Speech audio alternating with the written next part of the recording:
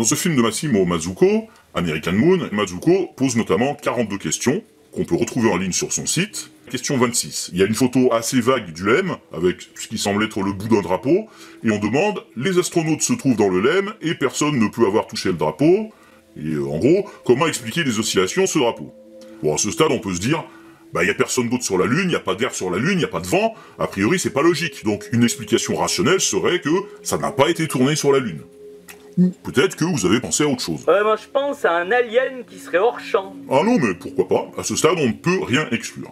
Alors, pour faire une recherche là-dessus, il a fallu procéder à pas mal de recoupements pour arriver déjà à déterminer de quelle mission il s'agissait, parce que rien qu'avec la photo qui était donnée, c'était pas gagné. Mais, avec le décor en arrière-plan du LEM et la position de la caméra par rapport au drapeau, en comparant par rapport aux vidéos des différentes missions au moment où il pose le drapeau, on peut en déduire que c'est sur Apollo 14. Vous pourrez faire l'exercice, vous verrez, c'est le seul décor qui semble correspondre. Et ensuite, puisque le drapeau est déjà planté, ça date forcément d'après la première sortie sur la surface de la Lune, c'est-à-dire la première IVA, Extravehicular Activity. Alors, on en a parlé déjà, sur le site de la NASA, il y a toutes les archives. On trouve les liens vers les photos, notamment celle-ci, qui a été prise du hublot du LEM au retour de la première sortie. On voit le drapeau qui a été déployé et qui pointe en direction du LEM. Et on trouve aussi les transcriptions écrites de tous les échanges radio, avec au passage des liens vers les séquences audio ou vidéo. Et en épluchant toutes ces vidéos, on peut retrouver celle dont Mazzucco a extrait son image. C'est là, donc à la 131e heure de la mission, alors que les deux astronautes, Shepard et Mitchell, sont encore dans le LEM en train de préparer leur seconde sortie sur la surface, donc il n'y a personne dehors. On va avancer jusqu'à la première minute, et c'est là que le drapeau se met à bouger. En fait, c'est Edgar Mitchell qui a ouvert la vanne de décharge pour dépressuriser la cabine avant leur sortie. Vous savez que le SAS, il est juste en dessous des hublots, donc pile en face du drapeau à ce moment-là. Et logiquement, au moment où on ouvre le SAS, il y a éjection à l'extérieur de tout l'air de la cabine, et c'est donc cette dépressurisation qui provoque le mouvement du drapeau. D'ailleurs, ça a été noté ici dans la transcription. Il y a un lien sur une photo prise après, et on voit que le drapeau a tourné, il est effectivement dans l'autre sens.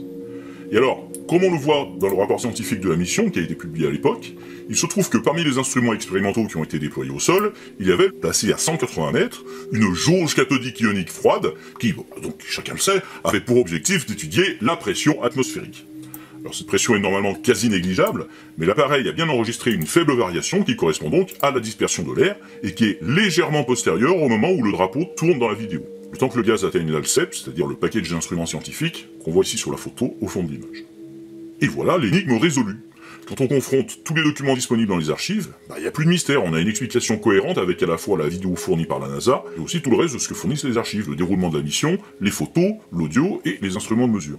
Comment c'est possible d'avoir relevé un phénomène insolite dans une vidéo de la NASA, comme il l'a fait, de dire que c'est pas cohérent, ok, mais de s'arrêter là, sans faire la moindre recherche dans tous les autres documents autour, et également fournis par la NASA, parce que la solution, elle s'y trouvait, il suffisait de regarder. Surtout quand on connaissait déjà le numéro de la mission, et qu'on n'avait pas besoin de refaire tout le jeu de pistes que j'ai dû faire pour trouver le moment où ça se produisait. Alors parmi les questions, il y a d'autres cas de drapeaux qui semblent bouger tout seuls, mais cette fois au passage des astronautes.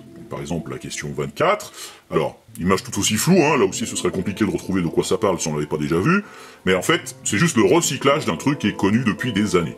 Donc sur Apollo 15, pendant la seconde EVA, ils plantent le drapeau, ils font des photos juste à côté, notamment celle-ci où on voit l'astronaute David Scott. Il est filmé par la caméra télé qui se trouve sur le rover, sur cette photo-ci on le voit très bien. Et voilà l'image que ça donne. Et donc juste après ça, Dave Scott repart, il quitte le champ de la caméra, et puis il va repasser devant le drapeau, et là effectivement, juste après son passage, il y a une petite oscillation du drapeau. Après son passage, parce que contrairement à ce que dit la question, avant, il n'y a rien qui bouge. Alors là-dessus, vous avez une vidéo de 2009, donc vous voyez que cette polémique, elle date pas d'hier, vidéo de Shane Killian qui s'était amusé à faire une reconstitution 3D de la scène en tenant compte des dimensions du drapeau, de son positionnement dans l'image filmée par la caméra, de la taille réelle de l'astronaute, de la valeur de plan, pour obtenir visuellement exactement la même chose que ce qu'on voit dans la captation de télé. Et ensuite, évidemment, c'est l'avantage de la 3D, on peut bouger pour voir la scène d'un autre angle, et s'apercevoir qu'en fait, il est passé assez près du drapeau, et qu'il a pu l'effleurer au passage avec sa combinaison, tout simplement.